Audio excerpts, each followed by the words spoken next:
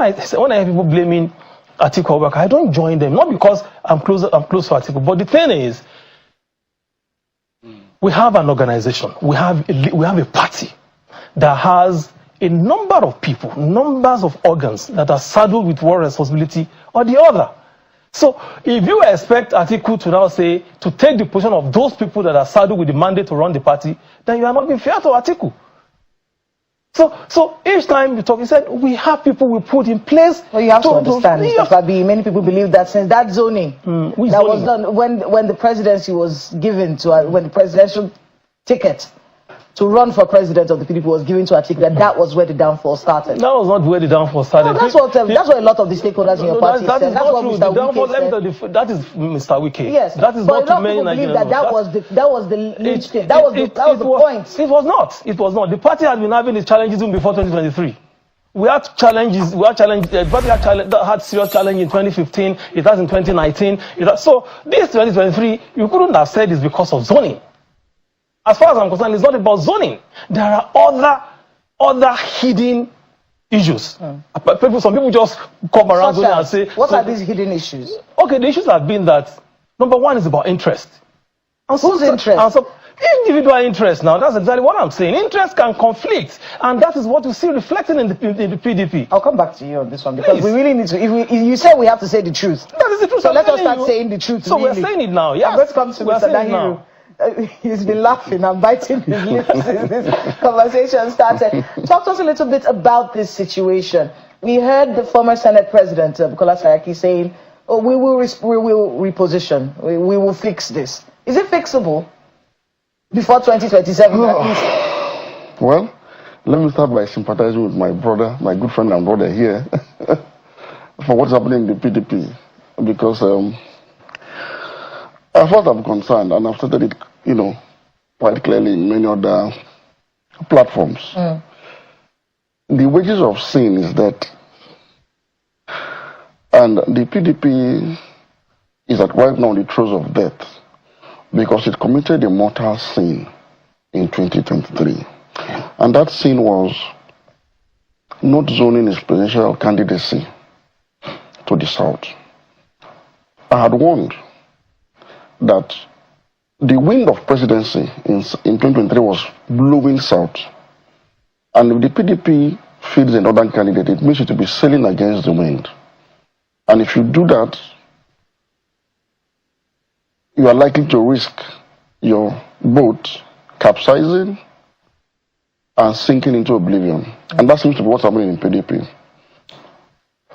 The gale of defecation you are saying is just a symptom of a deeper ailment. You see, when the PDP violated the zoning arrangement, it created a problem for the PDP because the PDP's strongest support base, the most consistent support base for the PDP has been the southern half of Nigeria. The southeast, the south-south, and of course, the areas in the north you call the middle belt. They've been the most consistent support base of the PDP. And so when this group came out to say, look, we want the presidency in 2023, and the APC too bowed to that pressure. You could see the concerted effort within the APC to shift power to the south. It reflected in the primary election, where the winner, the first runner-ups, and the second runner-up all came from the southern half of the country. So it showed you the effort that was also put in that party. But the PDP said it wanted to win an election. It wanted to take advantage of the electoral fortune of the North, which happens to be the largest voting demography in Nigeria. And we had wanted to say, look, PDP's priority for 2023 shouldn't be winning an election, but simply consolidating into the post-Buhari era. Because Buhari, as the sitting president, will work for his party to win one way or the other. So when PDP violated that zoning formula, yes, it betrayed his most consistent support base, which is the South. Safabi. And with the emergence of a Southern president in the person of Ahmed Bola Tinubu, what you see happening now was what happened in 2003, when the southern part of the country is now coalescing around one of their own. And you know why this is important for us to understand? The 8-year rule of President Muhammadu Buhari was the most divisive in the history of Nigeria, the most sectional. Buhari instituted Arewa privilege in Nigeria that needed to be checked by power shift to the south. This was where the PDP didn't quite get it right. It was like a matter of do or die affair. I mean, I think you're making reference to that article that you wrote I wrote that article Yes. way before the primaries. Okay. And everything that was projected in that article is happening What's now. happening now? Mr. Fabi, I want to get to you.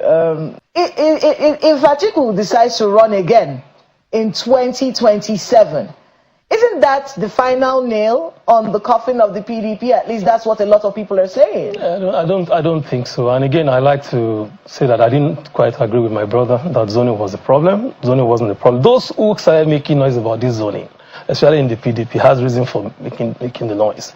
And this started when someone who had expected to be vice presidential candidate couldn't get it. Then they turned around and started saying zoning. Perhaps if that person has been picked, everybody knows what I'm talking about, all of this wouldn't have gotten any traction. Just hold on, please. There was a way. Just hold on. Let's focus right just hold now. on. There was a way. You want to make me lose my thoughts. I don't want to make you lose my thoughts. I want to enjoy that. Just give me a minute. If you keep interjecting. There was a zone. There was a movement in and that's what Mr. Dayo is saying there. There was a movement to the south when it comes to the presidency. Come 2023. What movement? Did the PDP not play into that? Just hold on. What movement to the south? PDP set up zoning committee. And the zoning committee came out and said it's left open for everybody. Now, southerner, northerner. So Atiku contested, other southerner contested, and Atiku won the primaries. So what are we saying? So if the PDP, and again, there's something that people are not looking at. See, the onus of zoning presidency to either south or north was on APC at that time. The last president that PDP has, to the best of my knowledge, was a southerner. So at that time, APC was in government and they have a northern person in presidency. So it's not for a party that is in position to start talking about zoning. It's not done anywhere. It is the onus is on APC to do. And this is exactly what we're saying. Not PDP. PDP cannot act on the dictate of the APC. APC was the ruling government. And whether they like it or not, they must go to the south. PDP does not have that because they're in the opposition. What we need to do is things that will make you win an election. And we saw the outcome of the election. So it wasn't about if Peter Obi had not run, would Tinubu in power today? If Peter Obi had not run, will Tinubu in power today? So let us get these things right. It's not about zoning. There are other inherent issues that we all know and everybody knows. I don't need to start repeating them here now. So PDP has, and even 2027, PDP still feels that they still want to go to the north. It's their prerogative.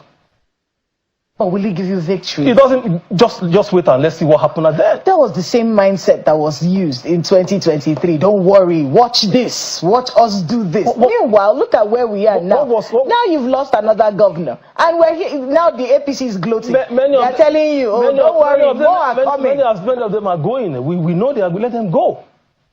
Because I just spoke yesterday. Anybody who wants to leave should leave. Then let's see what is left of the party. And let's see what we can make do with it. Even though what he said is, as far as I'm concerned, is coming, should have done this earlier as a stakeholder, as a principal stakeholder in the party. Should have done this earlier when the whole thing was brewing. But it's still okay that he has said it. And I want all other stakeholders of the party to come out and speak your mind. Let us know where you belong. Don't be on the fence. A lot of them have sat too long on the fence. And that's what has brought this party to where it is now. For over a decade, this has been the birthplace of innovation. Innocent Vehicles is a testament to resilience, employing international best practices to create more than just a car. Every vehicle here tells a story of durability, fuel economy and safety. Crafted with the African spirit, the Nigerian heart.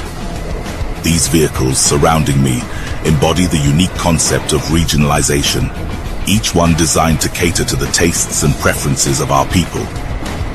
From the streets in Nigeria to the terrains of the Sahara, these vehicles are designed for our roads, for our people.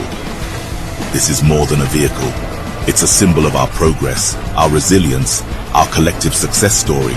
Your feedback drives us to continuously innovate and improve. Innocent Vehicle, the pride of African roads.